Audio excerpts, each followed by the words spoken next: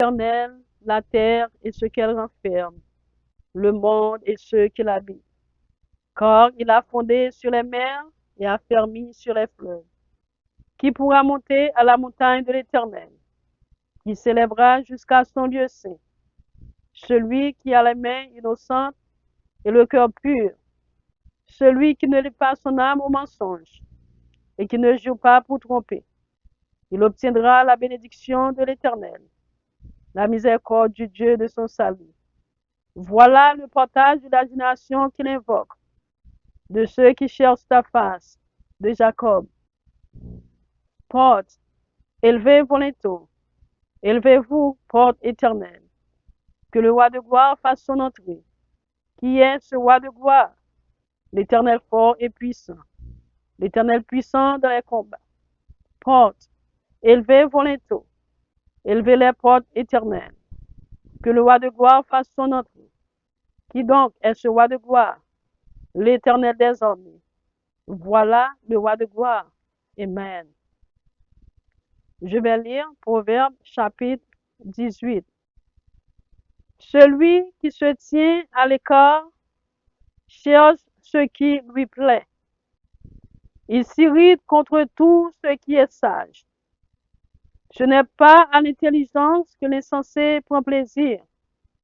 C'est à la manifestation de ses pensées. Quand vient le méchant, vient aussi le mépris. Et avec la honte, vient l'opprobre. Les paroles de la bouche d'un homme sont des eaux profondes. La source de la sagesse est un torrent qui jaillit. Il n'est pas bon d'avoir égard à la personne du méchant, pour faire tort au juste dans le jugement. Les lèvres de l'insensé se mêlent aux querelles, et sa bouche provoque les coups. La bouche de l'insensé cause sa ruine, et ses lèvres sont un piège pour son âme.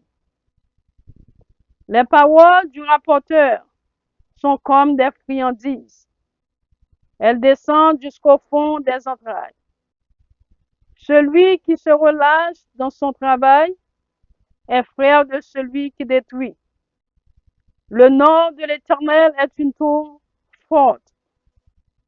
Le juste s'y réfugie et se trouve en sûreté.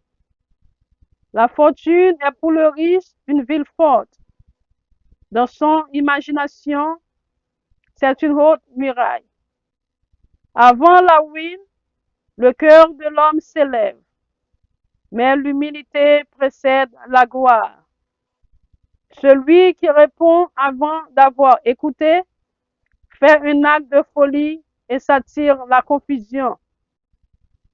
L'esprit de l'homme le soutient dans la maladie, mais l'esprit abattu, qui le relèvera?